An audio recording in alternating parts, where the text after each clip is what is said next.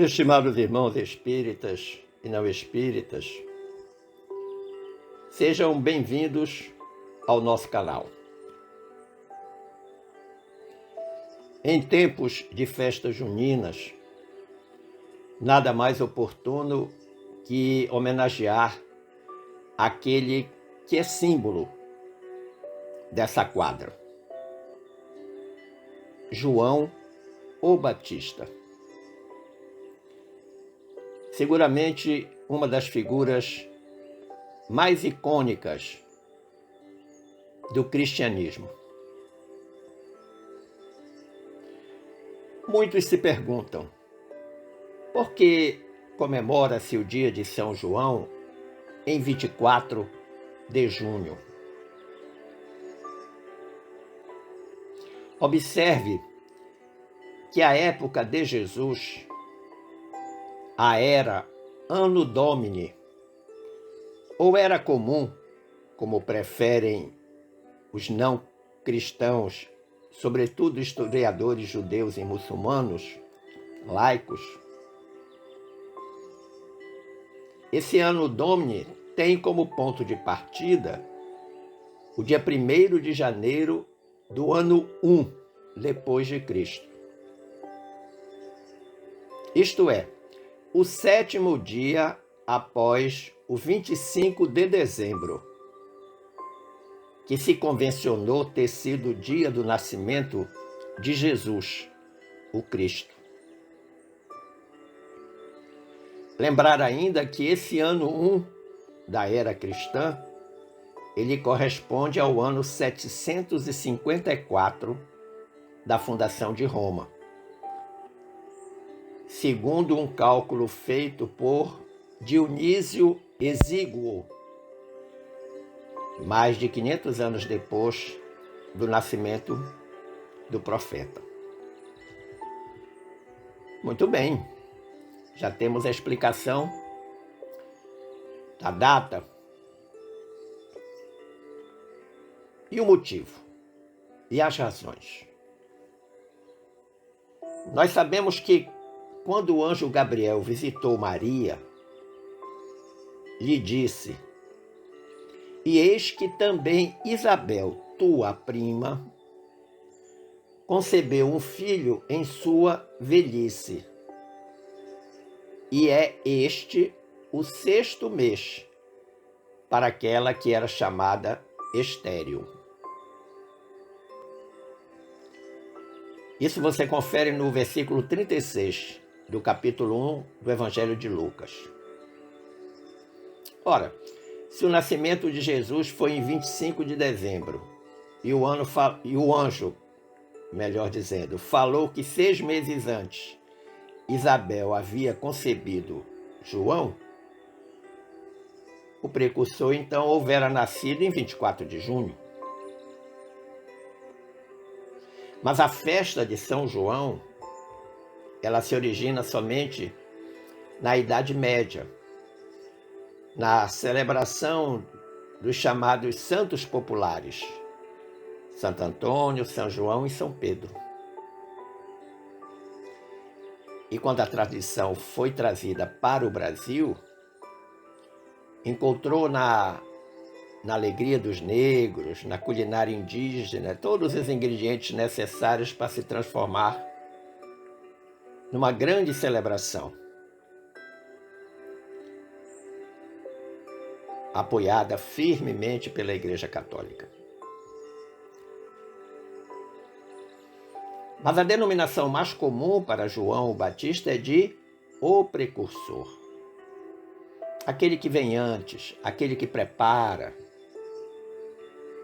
E a esse propósito, lá no item 9 do capítulo 21 de O Evangelho segundo o Espiritismo, diz-nos Allan Kardec: o verdadeiro missionário de Deus tem de justificar, pela sua superioridade, pelas suas virtudes, pela grandeza, pelo resultado e pela influência moralizadora de suas obras, a missão de que se diz portador.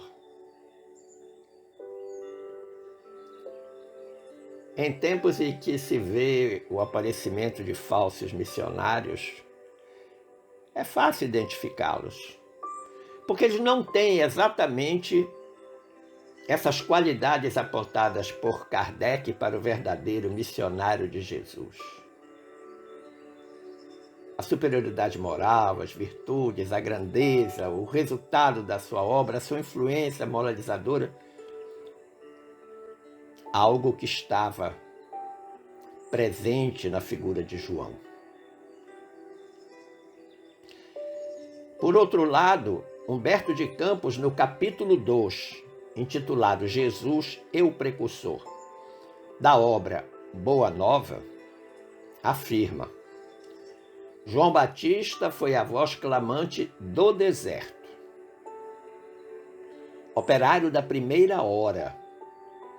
É ele o símbolo da verdade, que arranca as mais fortes raízes do mundo, para que o reino de Deus prevaleça nos corações.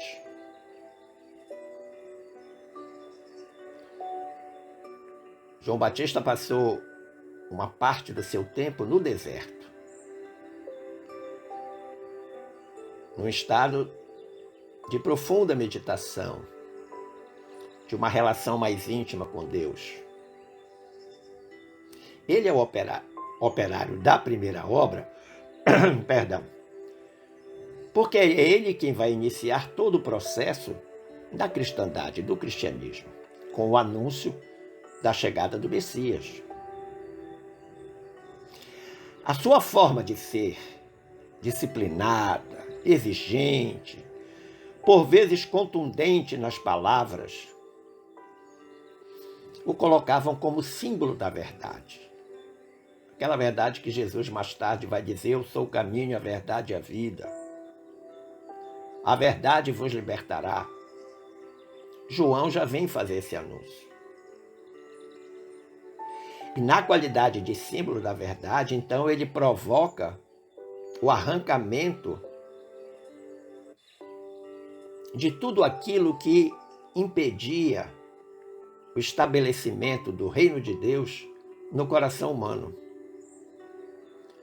Ele provoca uma verdadeira hecatombe, um tsunami no pensamento, no sentimento das criaturas da época, no sentido de deslocar preconceitos arraigados historicamente no coração do homem. Mas nesse capítulo de Humberto de Campos, o repórter do Plano Espiritual narra o encontro de Isabel e Maria, enquanto os filhos Jesus e João brincavam nas cercanias. Eles eram primos. E há um momento muito singular, e eu diria profético, nessa circunstância do encontro dos primos e das primas. Humberto de Campos diz assim: sabemos, porém, que na manhã imediata, em partindo o precursor, na carinhosa companhia de sua mãe, perguntou Isabel a Jesus com gracioso interesse: não queres vir conosco? Ao que o pequeno carpinteiro de Nazaré respondeu profeticamente, com inflexão de profunda bondade: João partirá primeiro, disse Jesus, o menino Jesus. Transcorridos alguns anos, diz Humberto, vamos encontrar o Batista na sua gloriosa tarefa de preparação do caminho à verdade, precedendo o trabalho divino do amor, que o mundo conheceria em Jesus, o Cristo. Então o menino Jesus, em tom profético, diz: João partirá primeiro. E nós podemos encontrar duas interpretações nesta frase de Jesus. Partirá primeiro na condição de precursor, ou seja, ele vai anunciar a minha chegada. Partirá primeiro na condição de desencarnado, porque João vai morrer primeiro que Jesus. No dantesco episódio da decapitação solicitada por Salomé a Herodes. Então são duas interpretações que nós podemos dar a esse texto, indo para além da letra, penetrando o espírito da letra. Assinalava-se naquele momento, naquele curto diálogo entre Isabel e Jesus, com a grande resposta do nosso mestre, a missão do precursor, a missão de João. João, naquele momento, se apresentava como missionário da luz, tal como eu descrevi anteriormente. E toda a sua história, toda a sua trajetória vai conter aqueles elementos virtuosos aos quais se refere, ou se referiu Kardec, lá no item 9 do capítulo 21 do nosso Evangelho. Mas quando nós começamos a pesquisar e a preparar esta reflexão, nós nos deparamos com dois caminhos a seguir, teríamos que fazer uma escolha. Duas abordagens para utilizar na explanação desse tema. Nós poderíamos percorrer o caminho com os antecedentes históricos da chegada de João, desde a profecia de Isaías, de Malaquias, passando lá pelo episódio da vida de Elias, o profeta Elias, a gestação de sua mãe Isabel já numa idade avançada, a mudez de seu pai Zacarias, pelo ceticismo demonstrado ante a visita do anjo Gabriel, lá no templo, os constrangimentos que a família passou durante o registro da criança, considerando que naquela época o primogênito sempre deveria levar o nome do pai, mas o anjo Gabriel tinha dito que o menino deveria se chamar João. Isabel, de forma incisiva, garante junto ao registrador dos nascimentos que o nome do menino seria João. Poderíamos também refletir sobre as visitas regulares de Isabel a Maria, quando colocava em contato os primos João e Jesus. Mas também desvelou-se outro caminho para podermos refletir o assunto, que são as lições que permeiam os relatos da obra de João. E esse foi o caminho escolhido. E evidentemente que nós temos que, para escolher esse caminho, para refletir através dessa estratégia, buscar uma base evangélica. E essa base evangélica vem do Evangelho de Mateus, capítulo 3, versículos de 1 a 3, quando o evangelista anotou: E naqueles dias apareceu João Batista pregando no deserto da Judéia e dizendo: Arrependei-vos, porque é chegado o reino dos céus.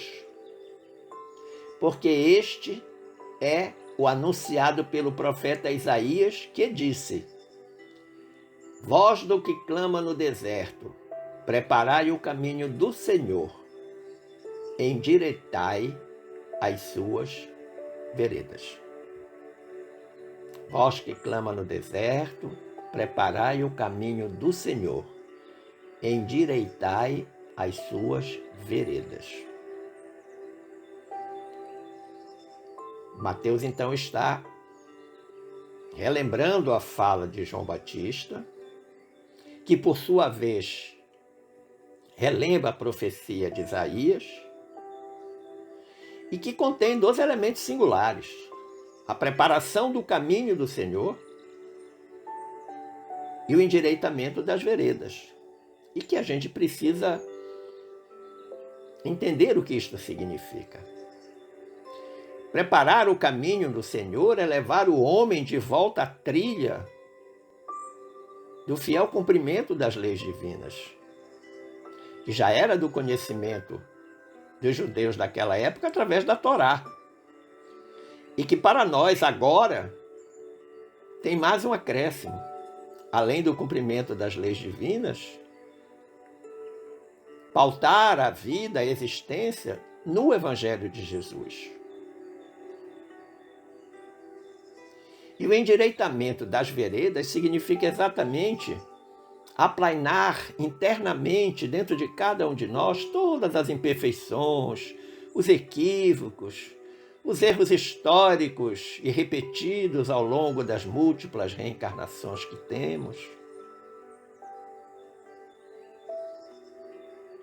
Buscar um caminho reto, próprio, honrado, digno.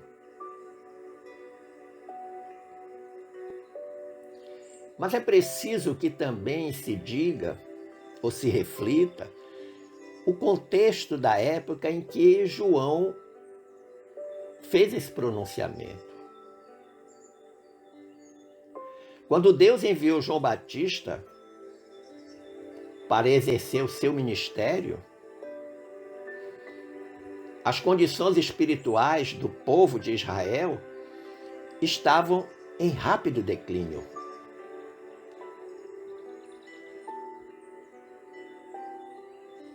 Com a centralização do poder por parte dos sacerdotes, as normas de Deus, as leis de Deus estavam sendo desvirtuadas, estavam sendo desobedecidas, as coisas santas estavam sendo profanadas.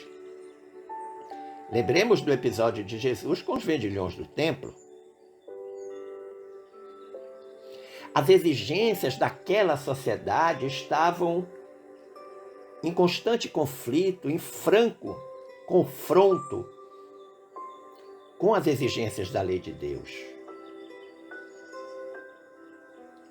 O sacerdócio tornava-se cada vez mais corrupto pela cobiça das riquezas, pelo amor ao luxo, pela ostentação. Coisas que se propagavam rapidamente ao lado de circunstâncias desairosas, como os prazeres sensuais, os banquetes regados a muita bebida, uma glutonaria desmedida.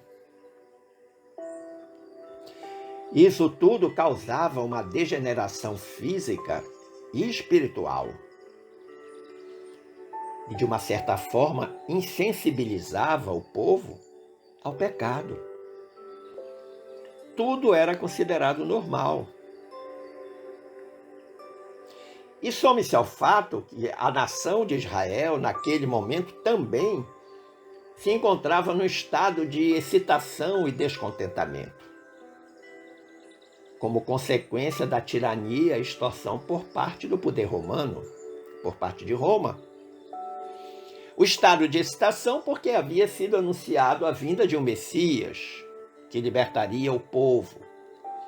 Evidentemente que a compreensão deles era uma libertação da opressão romana, quando Jesus não veio libertar corpos, mas veio libertar almas. Veio essencialmente vencer a morte. E esta frustração judaica levou o Sinédrio a prender Jesus, a entregar a Pilatos, a levá-lo à crucificação.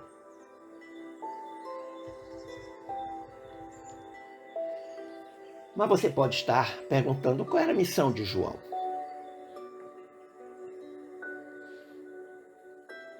E quando nós nós lemos diferentes artigos para compor esta reflexão, nós chegamos à conclusão que poderíamos dividir a missão de João em 4 dimensões distintas. A primeira, e talvez a mais importante, seja a missão profética. Tal como anunciou o profeta Isaías no seu livro, capítulo 40, versículo 3, quando disse: eis a voz que clama, preparai no deserto o caminho do Senhor. O deserto não é o deserto físico, mas é o deserto das almas. Almas absolutamente desertificadas pela ausência da lei de Deus, da amorosidade divina, do contato com Deus. Endireitai no ermo uma estrada para o nosso Deus. Ou seja, nesse vazio que tem dentro do ser humano, era preciso reconstruir algo. Construir um ninho, um nicho, para instalar o reino de Deus. A segunda dimensão da missão de João, eu chamo de humana. Porque João tinha a incumbência de denunciar a corrupção nacional, de repreender os pecados dominantes, de chamar a atenção para a conversão. E é exatamente nesta dimensão, ou através dela, ou por ela, que ele vai ser condenado à morte pela decapitação, porque ele estava ali a denunciar o escândalo que era a vivência marital de Herodes com Herodíades, sua cunhada. Herodes havia mandado matar o seu irmão para ficar com a cunhada. E é a filha desta cunhada, a filha de Herodíades, Salomé, quem vai pedir a cabeça de João numa bandeja. Deixando atônito Herodes, porque de uma certa forma Herodes reconhecia em João uma superioridade, principalmente profética.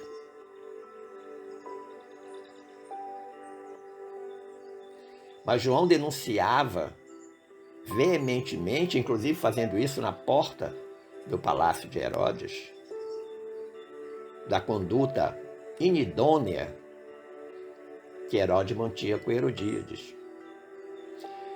A terceira dimensão que nós apontamos é religiosa. A missão religiosa de João era advertir aqueles líderes religiosos de Israel, especialmente fariseus e saduceus.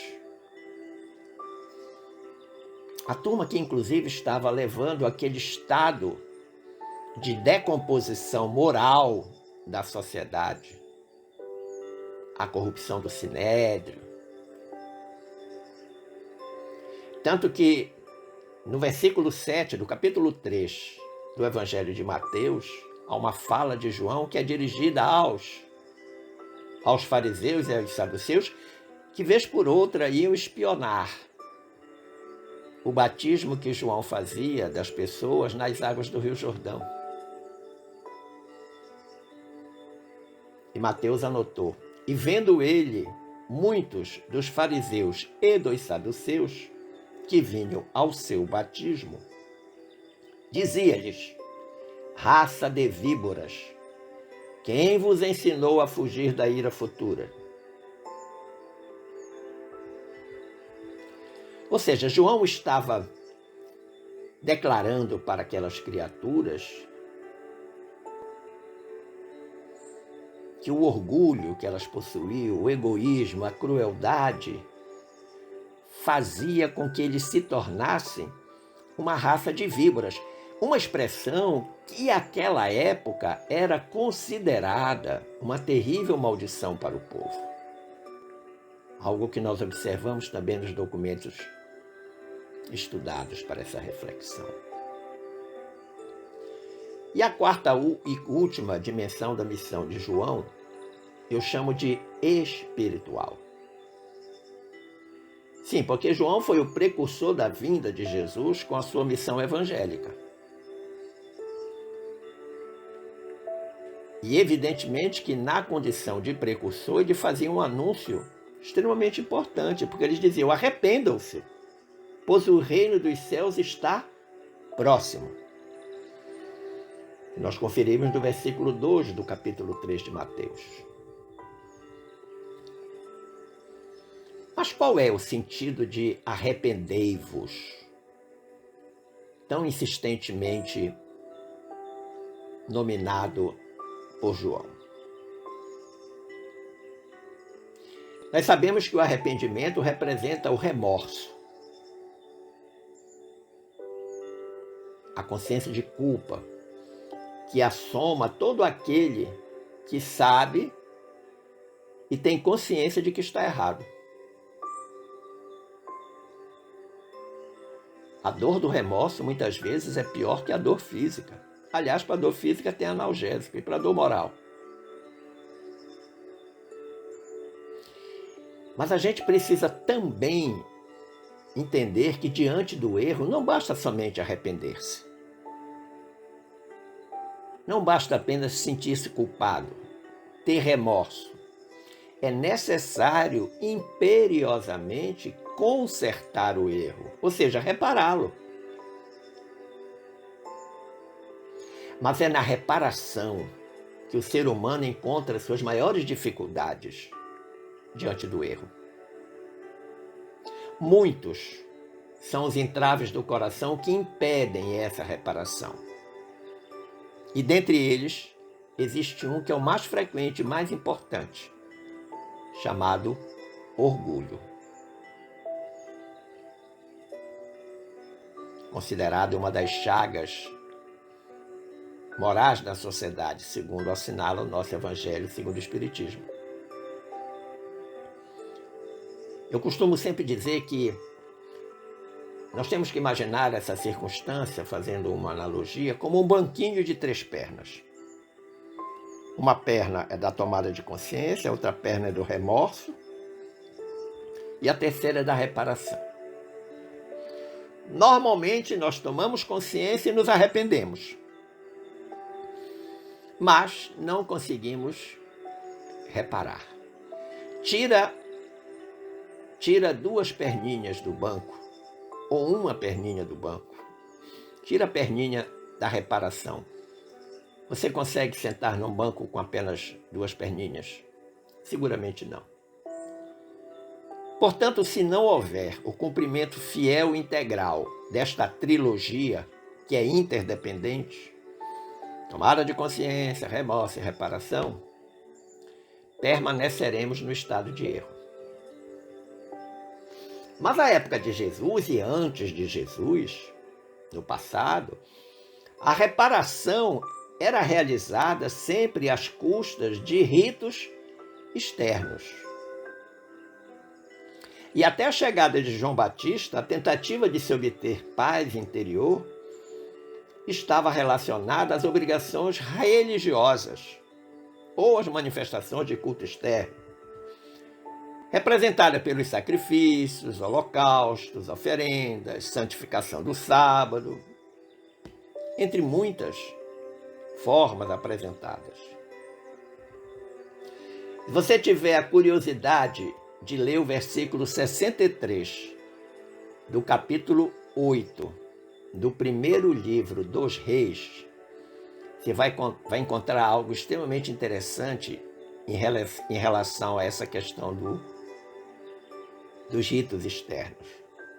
Lá está escrito assim: Salomão sacrificou 22.000 vacas e 120.000 ovelhas a Deus em sacrifício pacífico.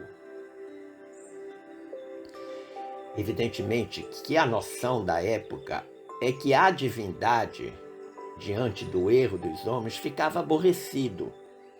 E para acalmar a divindade, pensavam eles que os holocaustos, os sacrifícios, as oferendas resolviam o problema.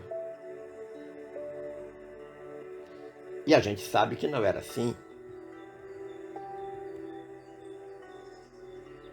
E aí nós precisamos então considerar o que nos fala Humberto de Campos, lá no capítulo que eu falei anteriormente, o capítulo 2, Jesus e o Precursor, da obra Boa Nova, quando ele aborda a questão da verdade que foi trazida por João.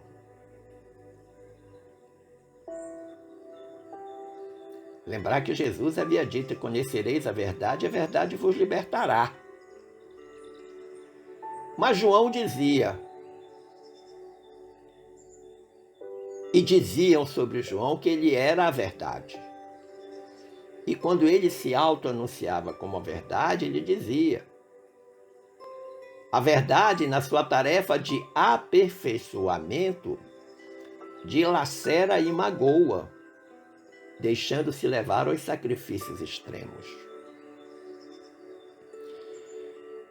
Todas as vezes que nós estamos diante de uma verdade, invariavelmente,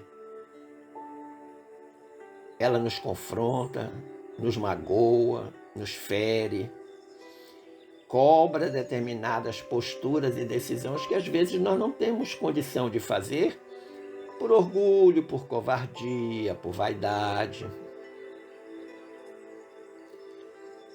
Mas o papel da verdade é nos aperfeiçoar.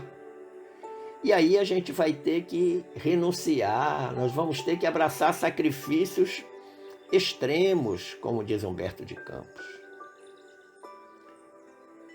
para poder estar de bem com a verdade.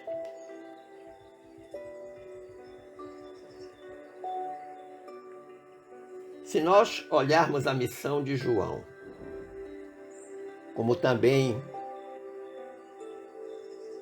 o que diz a literatura acerca do precursor, nós podemos perceber conclusões lógicas da ação do precursor, de João o Batista.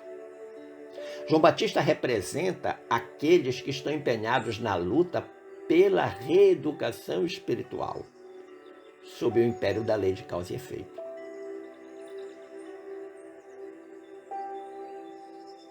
Retorna aí a questão da verdade.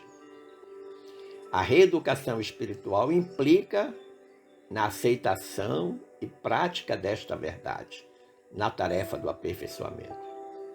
Sabendo nós que a cada plantio haverá uma colheita, que a cada escolha, a cada causa, haverá um efeito. E João Batista esforçava-se para que as pessoas compreendessem isso. Como de resto, a doutrina dos Espíritos também continua fazendo isso com todos nós. A reeducação do Espírito. João Batista estimulava a multidão a arrepender-se, porque esta é a base da nossa melhoria espiritual. O arrependimento é essencial, mas sempre seguido da reparação do erro. E há também uma conclusão que nós não podemos negar da ação de João. Para que cada um de nós trabalhe na sua purificação, na sua reeducação espiritual, na sua melhoria espiritual, é preciso reprimir as más tendências, dominar as paixões, abdicar das vantagens imediatas, pensar na vida futura, aquela que se segue após a desencarnação, após o fim do ciclo biológico da vida física. Agora, João deixava claro que não bastava crer nessa implantação do reino dos céus dentro de cada um, ou seja, da melhoria espiritual de cada um, mas compreender, buscar-lhe o sentido. Porque quando a gente busca e encontra o sentido de algo, nós conseguimos trabalhar mais motivadamente na conquista desse algo. E como eu disse, nós optamos pela estrada, pelo caminho das lições deixadas por João Batista. Que lições, então, nos cabe tirar desse versículo 2 do capítulo 3 de Mateus? Arrependam-se porque, pois o reino de Deus está próximo. Recordemos que a todos os que queriam tornar-se dignos do reino dos céus, João aconselhava que fizessem penitência. Não no sentido que nós historicamente aprendemos a compreender ou a entender, ou nos foi colocado.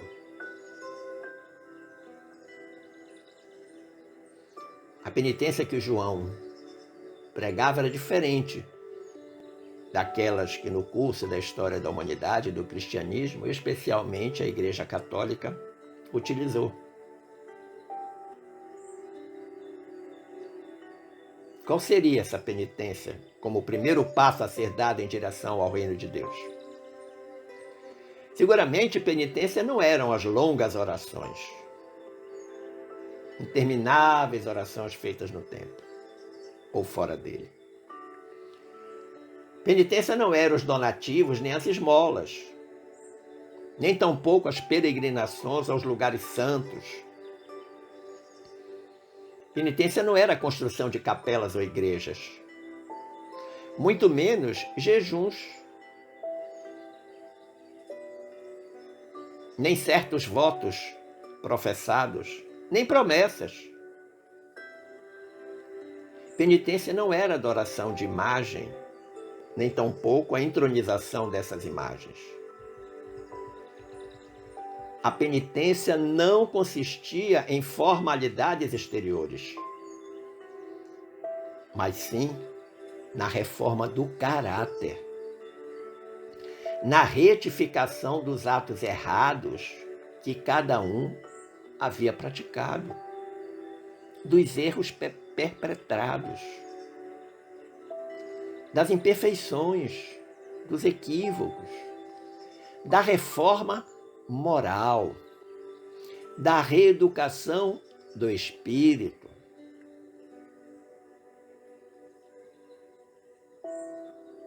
Nós podemos lembrar de algumas negações da penitência formal, que todos conhecemos.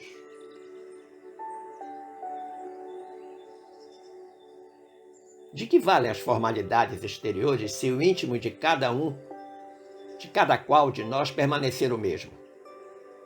Recordemos lá a fala de Jesus sobre os sepulcros caiados. Bonitos por fora, podres por dentro.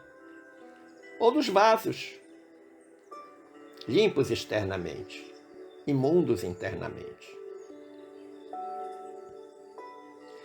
Nós podemos recordar que as práticas exteriores podem até enganar os homens, mas não enganam a Deus, nosso Pai.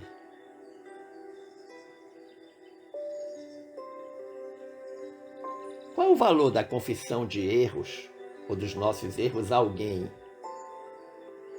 a outro humano, para receber dele uma penitência, se esse outro humano também erra tanto quanto nós? Apenas uma submissão, um gesto de humildade, uma humildade entre aspas? A verdadeira confissão se faz quando nós procuramos a pessoa com quem erramos e consertamos o erro. Essa é a verdadeira confissão. Porque é uma confissão de fé, de amor a Deus, de amor à lei, de prática do Evangelho. Se o erro continuar, que justificativa usaremos diante de Deus, que é nosso Pai?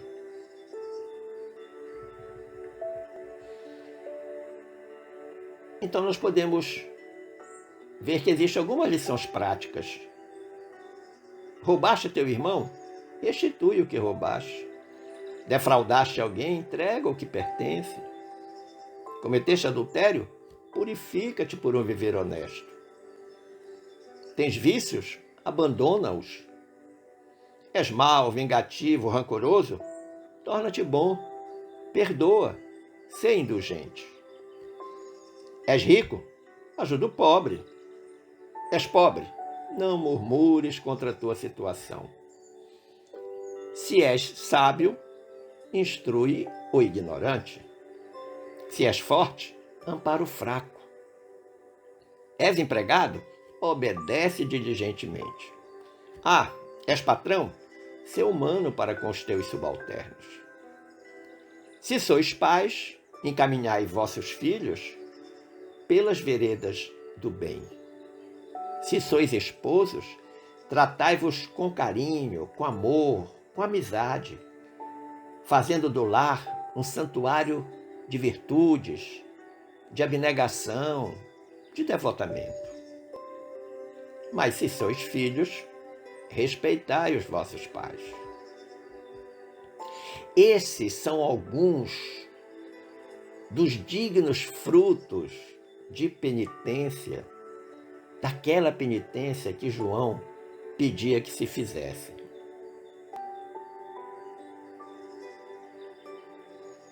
E depois de João e depois de Jesus, nós passamos a ter um manual de conduta.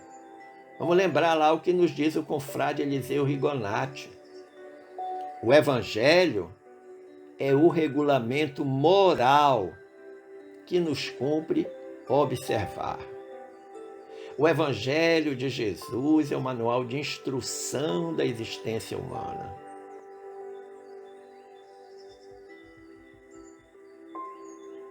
Esperando ter contribuído para o entendimento e aprendizado sobre esta extraordinária figura que foi João o Batista, eu agradeço o carinho da atenção e as boas vibrações emanadas, desejando que fiquemos todos em paz com Jesus.